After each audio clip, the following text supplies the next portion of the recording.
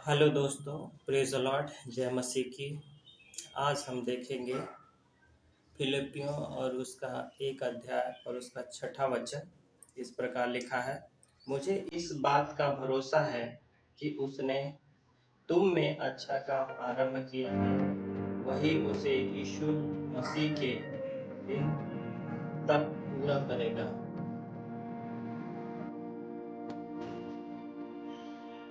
मुझे एहसास हुआ कि यह आयतें विश्वास में दृढ़ता के बारे में बात करती है। परमेश्वर ने हमारे अंदर जो कुछ शुरू किया है वह उस दिन तक पूरा करेगा जब तक हम यीशु को आमने सामने नहीं देखेंगे। जैसा कि आप इस में पढ़ भी सकते हैं। और जब पौलुस इन फिलिपियों की पत्री में आगे लिखता है और दूसरा अध्याय और उसके 12-13 वचन में कुछ इस प्रकार लिखता है, इसलिए हे मेरे मित्रों, जैसा कि आपने आज्ञा पालन किया है। यहाँ पर पौलुस बताते हैं कि आपने न मेरी उपस्थिति में बल्कि मेरी अनुपस्थिति में भी डरते और कांपते हुए आपने उद्धार का कार्य को पूरा किया है। उसी तरह आगे भी करते रहो, क्योंकि परमेश्वर ही है जिसने अपनी स्वेच्छा पूरी करने के लिए तुम्हारे मन में इच्छा और कार्य करने की भावना उत्पन्न की।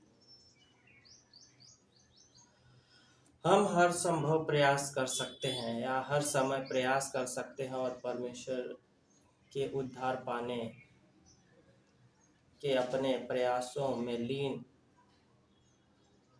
हो सकते हैं या अपने उद्धार पाने के काम में हम लगे रह सकते हैं।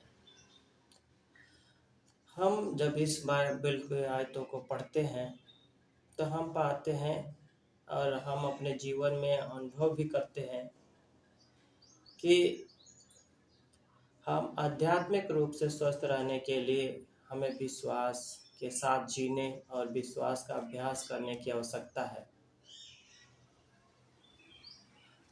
एग्जाम्पल के रूप में मैं कहूँ कि जिस तरह से हम इस भौतिक शरीर को पौष्टिक भोजन और व्यायाम की आवश्यकता होती है, शरीर को मसल्स को स्ट्रांग बनाने के लिए हमें पौष्टिक भोजन और व्यायाम की ज़रूरत होती है, उसी तरह हमारे इस आत्मिक विश्वास को भी पोषण और व्यायाम की ज़रूरत होती है या आवश्यकता होती है। विश्वास का मतलब क्या है? विश्वास का मतलब है भरोसा, प्रभु पर व्यक्तिगत भरोसा, परमेश्वर पर हमारा, प्रभु यीशु मसीह पर हमारा खुद का भरोसा, ना कि हमारे माता पिता का भरोसा, ना कि हमारे दोस्तों का भरोसा, ना कि हमारे पास्टरों का भरोसा, ना कि हमारे बड़े जो हमें विश्वास में लाए उनका भरोसा काम करेगा, बल्कि हमारा व्यक्तिगत भरोसा प्रभु पर होना चाहिए। इसी तरह जब आप गलातियंस और उसके 5 और 22 अध्याय में देखते हैं, वहाँ पर बात करता है विश्वास की, भलाई की, ज्ञान की, आत्म संयम की, दृढ़ता की, ईश्वरीयता की और आपसी स्नेह और प्रेम की वहाँ पर बातें की गई है। ये एक लिस्ट है, एक सूची दी गई है कि आत्मा के फल के बारे में। यहाँ पर जब हम देखते हैं आत्मिक गुणों की यह सूची हमें बताती है कि हम अपने विश्वास को कैसे, अपने विश्वास में कैसे दृढ़ रह सकते हैं और अपने विश्वास में हम क्या और ऐड कर सकते हैं। इसके आगे के अध्याय में आप दूसरे पतरस की पत्री में भी उसका दूसरा अध्याय और उसके 8वें वचन में भी पतरस हमें बताते हैं कि इन आत्मिक गुणों को हमारे जीवन में बढ़ाने की आवश्यकता है, जैसा कि आत्मा के फल, क्योंकि हम प्रतिदिन परमेश्वर पर भरोसा करते रहते हैं।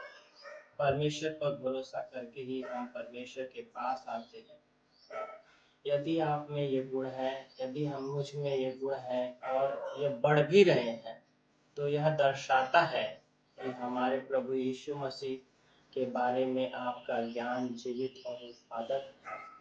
प्रभु यीशु में हम बढ़ रहे हैं, प्रभु यीशु मसीह में हम हतोत्साहित नहीं हो रहे हैं।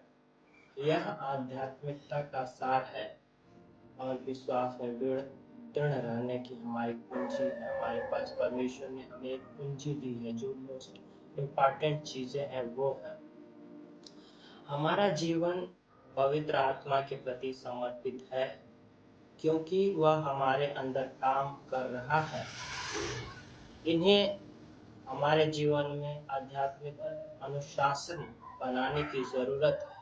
हमें इधर उधर न जाने की, बल्कि हमें एक अनुशासन बनाने की जरूरत है।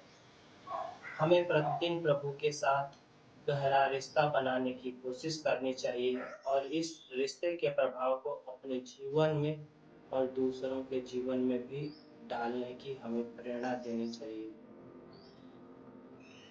मेरी ये शुरुआत आगे के कुछ बातों को हम और भी महत्वपूर्ण पाते हैं कि गलातियंस क्या बातें कहता है, हम आगे के वीडियो को में हम देखेंगे।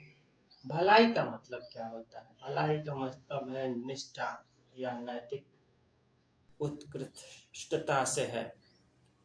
यह हमारे अंदर परमेश्वर के भलाई के प्रभाव उत्पन्न करने के विषय में कहता है।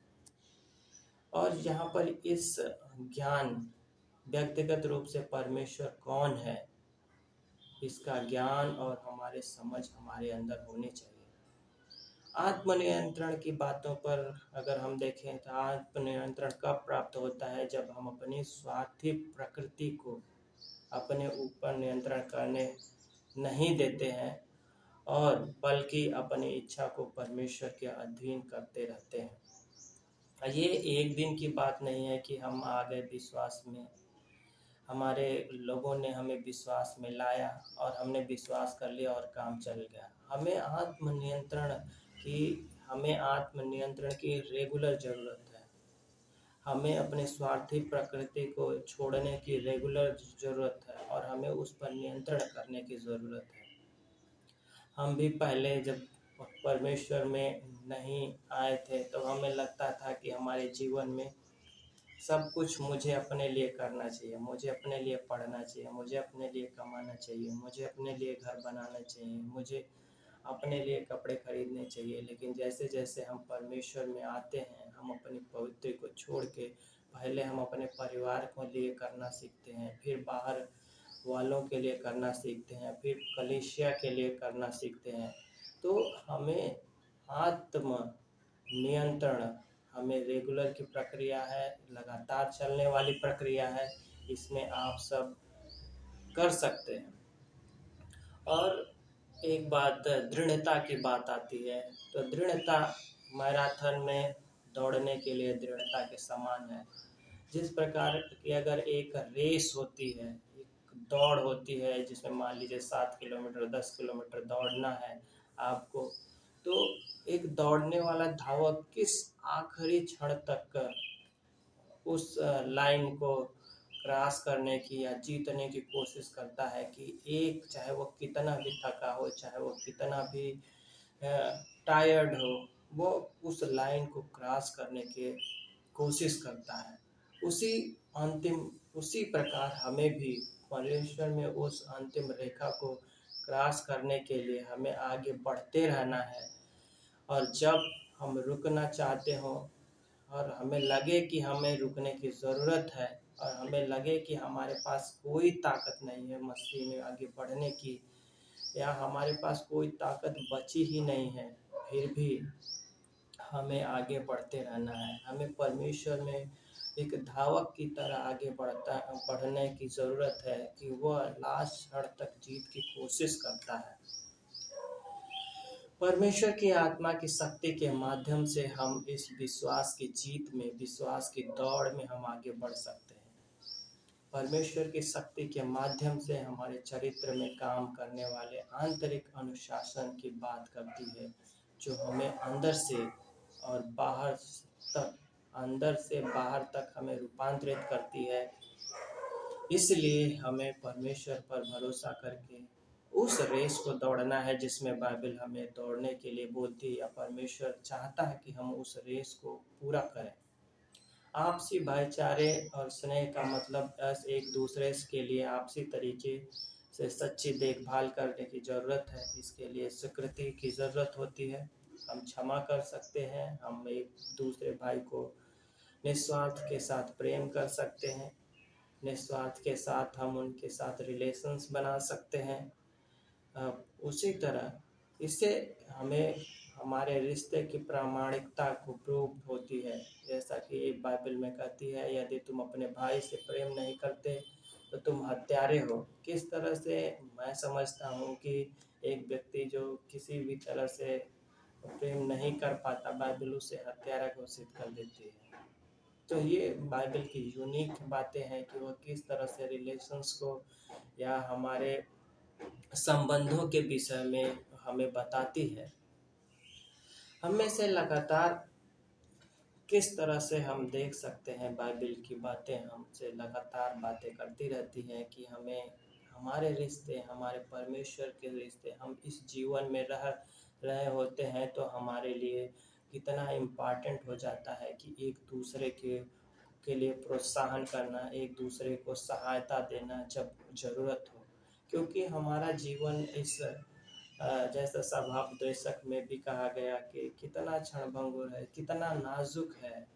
अ, इसमें हम लोगों के लिए एक दूसरे के लिए सहायता की ज़रूरत है। परमेश्वर का भय मानते हुए उसकी आज्ञाओं के पालन करने की ज़रूरत है। हमें नित्य प्रार्थना करने की ज़रूरत है। हमें विश्वास की दौड़ में उस अंत क्षण तक दौड़ने की ज़रूरत है। तो ये था आज के लिए। थैंक यू आप लोगों के लिए। परमेश्वर आप पर अनुग्रह करे। मुझे आशा है कि इस वीडियो के माध्यम से आपको ज़रूर कुछ सीख मिल रही होगी, और यदि सीख मिल रही है तो प्लीज़ इस चैनल को शेयर करें और सब्सक्राइब